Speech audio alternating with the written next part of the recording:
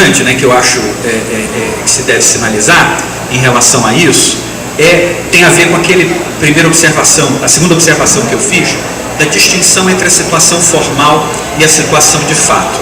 Então é muito importante, quando a gente está diante desses dados, né, perguntar assim, mas em que momento do procedimento jurídico administrativo essa terra se encontra? Sim, ela está homologada, registrada em cartório do Serviço do Patrimônio da União, mas tem garimpeiro, tem madeireiro, tem caçadores e pescadores ilegais, os índios estão fazendo parte de esquemas de cooptação, né, violentos da parte das fronteiras econômicas, porque isso turva o próprio sentido, né, da ideia de terra tradicionalmente ocupada, né, da posse do usufruto exclusivo, né, por esses grupos para sua reprodução, social. E hoje em dia, né, quer dizer, como isso avançou muito e como parte desse avanço está centrado nesses 2 artigos da Constituição Federal, e como recentemente os ruralistas na justiça só tomaram ferro em Raposa Serra do Sol, tomaram ferro em Maranhão-Sede, tomaram ferro em Pataxó-Ramanhã, né? O que é que o pessoal se deu conta? Então a gente tem que mudar a Constituição. Não é possível, né, que esses indígenas tenham tantos direitos assim, né? Então esse ataque é um ataque agora sobre aquilo que tem repercutido, inclusive, nas decisões judiciais favoráveis nos tribunais superiores que os povos indígenas têm atingido. Tá? Isso é importante lembrar. E é importante observar também que um outro foco de ataque é o próprio procedimento jurídico administrativo de demarcação de terras, que se está querendo mudar mais uma vez. E aí eu queria fazer uma rápida recuperação da história disso. Desde que eu me entendo por pesquisador desse tema, nós tivemos, um é muito antigo, eu não estava, digamos assim, não era antenado nessas coisas ainda, era 1976, né? Foi a primeira portaria que disciplinou a matéria. Depois vieram mudanças em 83, em 88, em 91 e em 2006. Quer dizer, eu mesmo testemunhei 4 grandes mudanças, né, nisso que a gente chama do procedimento jurídico administrativo de demarcação de terras do Brasil. E essas mudanças, todas têm uma coisa em comum. Primeiro, os índios nunca participaram dessa conversa, nunca participaram dessa discussão, nunca deram um pitaco, nunca foram convidados a se manifestar sobre se achavam que aquele procedimento A, B, C ou D estava legal, estava correto, etc. Foi tudo feito sem a consulta aos povos indígenas. E uma segunda coisa que há em comum entre todos os procedimentos é o seguinte: eles sempre foram feitos no sentido de ampliar o controle político sobre o trabalho técnico de reconhecimento, né, desses territórios. Em 83 e 88, todos os estudos de identificação de terras indígenas eram submetidos a um grupo de trabalho interministerial que era presidido para a FUNAI, mas que tinha entre os seus componentes representantes do, pasme, Conselho de Segurança Nacional, dava pitaco sobre isso, né? Principalmente em função das supostas ameaças à soberania do país, no caso das terras indígenas e fronteira, esse Ministério Extraordinário de Assuntos Fundiários a qual eu fiz referência. Esse grupo tinha um nome famoso, chamava Grupão, né? Porque era um grupo muito grande, claro, os índios não tinham assento, né? A FUNAI presidia e era absolutamente, melhorou assim? Desculpa, né? E era absolutamente comandado por questões políticas. Como nós já vivíamos num regime democrático, né, o grupão elaborava as atas das suas reuniões, a gente tinha acesso, mas eram aquelas atas assim, igual ata, né? Discutiam-se tal parará. Não mostrava, claro, não era o objetivo, não era esse, né, as articulações políticas de bastidores, né, para desconstituir esses processos. E nós vemos isso está se repetindo hoje, agora, nesse exato momento que a gente está conversando aqui, que os índios estão lá em Lusiânia, né, discutindo, amadurecendo, entendendo melhor esse cenário para poder iniciar as suas intervenções aí e a sua agenda de mobilização a partir de amanhã. Nesse exato momento tem um grupo de trabalho no Ministério da Justiça, né, sob a coordenação do atual ministro Cardoso, discutindo como modificar e como recuperar isso que a gente chamava de lógica do biombo, ou seja, a gente faz o procedimento aqui na frente, mas aqui de trás a gente faz as articulações políticas, né, para que as coisas saiam do jeito que a gente quer, né? Então a lógica do biombo está sendo recuperada no momento em que a gente, e o próprio movimento indígena, requer uma maior participação ativa na deliberação desses processos. Né? Bom, para finalizar, para ficar nos meus 20 minutinhos e a gente poder ouvir o Macauaca, né? Eu queria então dizer para vocês o seguinte: aqueles que não têm grande intimidade com a questão indígena, nunca tiveram oportunidade de trabalhar, de conviver, de militar nessa esfera, quero convidar vocês todos a estarem na esplanada amanhã. É muito importante, né? Principalmente para quem ainda não teve essa oportunidade de estar do lado deles. Ouvir, sentir, discutir, né? Entender qual é a questão que eles estão colocando, não para eles, para a defesa dos direitos deles, mas para nós como sociedade. O que está em jogo na semana que vem não são 2 artigos da Constituição.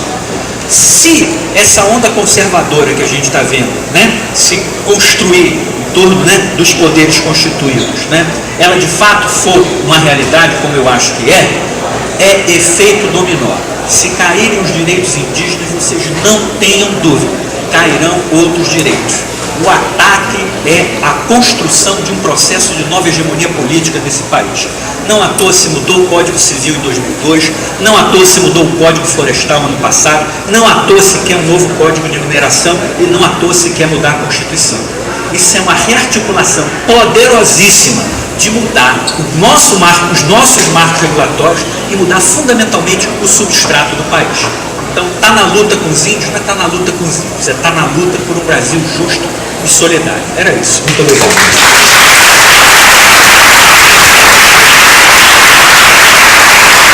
Meinaco, estudante de pós-graduação na Linguística aqui na UNB.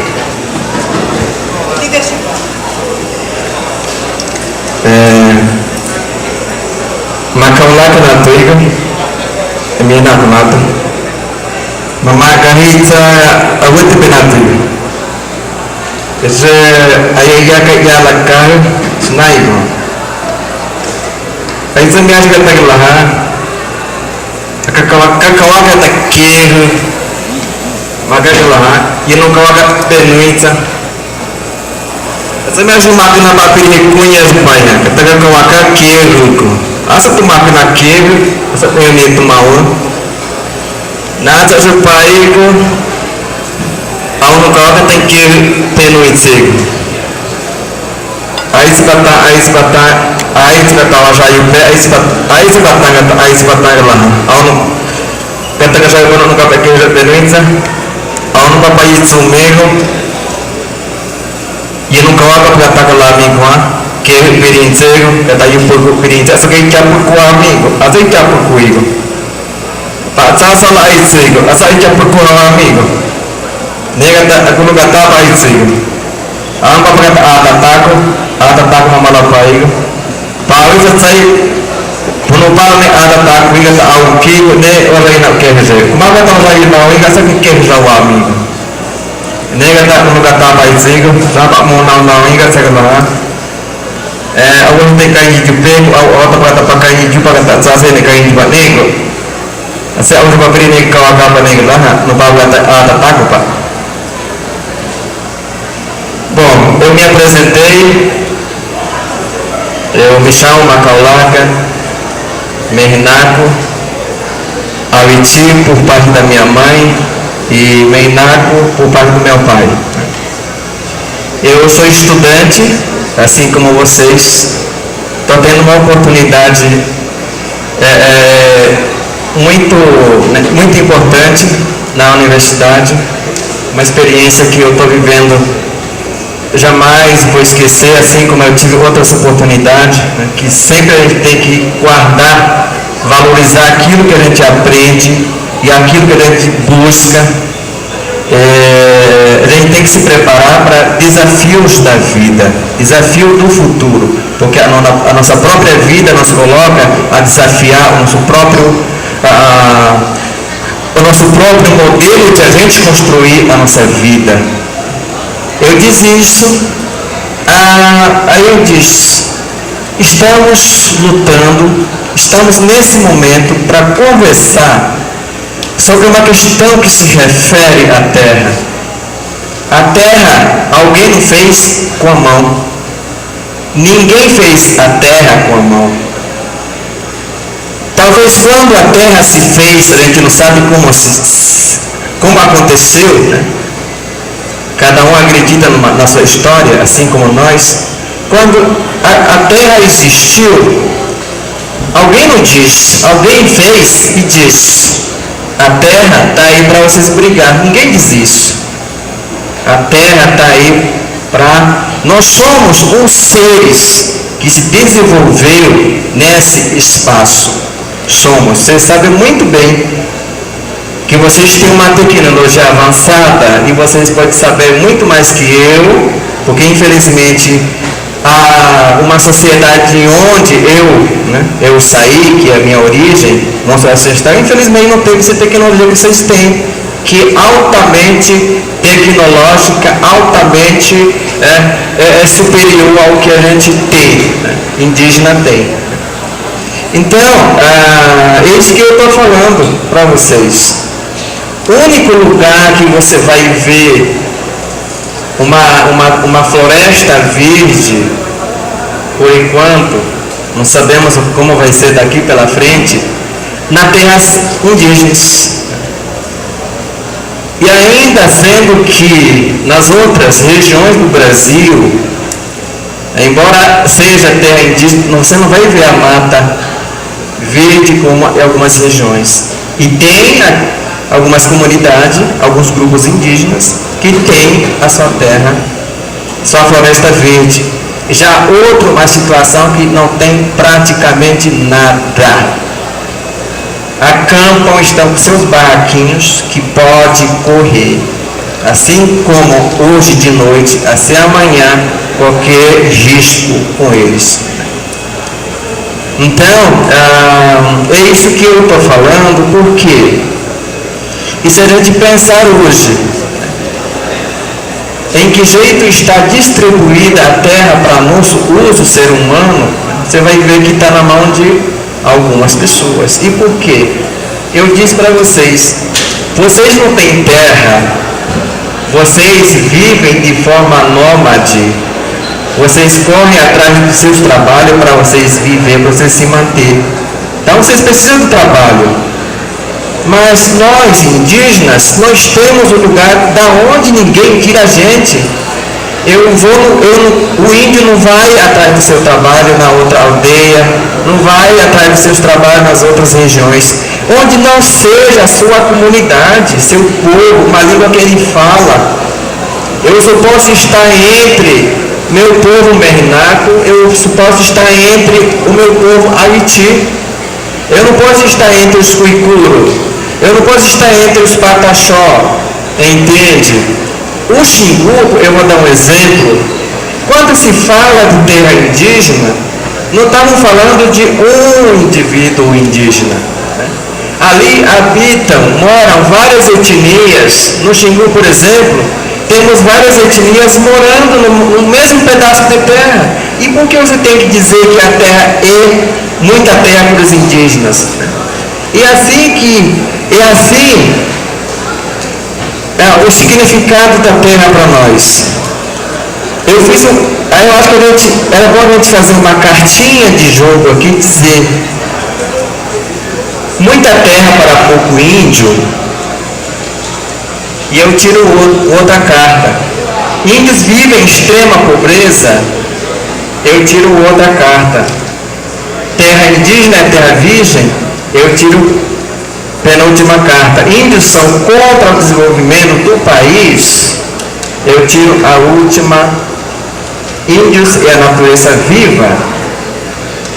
A gente se abrindo para entender o conceito que não esteja escrito, assim como na sociedade não índia costumamos fazer, tem que ter tudo teórico, baseado naquilo para chegar numa definição adequada, né? E então os índios também têm um significado do que é terra indígena para eles. Eu vou falar. O índio não considera a terra com seus limites. A terra é aberta para onde você quer que vá em busca de sua alimentação. Então, o índio, os indígenas, eles lutam, eles preservam o espaço. Veja só, diferente. O limite, o espaço, eu não estou limitando o espaço. Eu estou dizendo que o índio precisa de espaço. Que espaço é esse? Eu preciso do tamanho dessa terra aqui para que eu tenha condição de me manter naquele espaço. Eu preciso de caça. Eu preciso do rio para alimentar, para que ele se reproduza. Então, hoje é diferente. A nossa história é diferente. Eu não posso ir nas fazendas dos fazendeiros que detêm essa posse. Eu não posso, se eu vou, e o que pode acontecer? Ele pode fazer qualquer coisa comigo, e assim como vocês, como ser humano, não tem acesso a esses lugares. Imagina os indígenas que são vistos como tal, né? E entre vocês não conseguem pisar num pedaço da terra que tal pessoa tem, né? Então é isso que a gente tem que aprender. Eu estou aqui, amanhã pode estar lá. Eu posso estar aqui, amanhã pode estar nos outros lugares. Então assim é a forma de viver de vocês, né? Que andam daqui, amanhã está lá, conforme a necessidade. Já os índios já não fazem isso, né?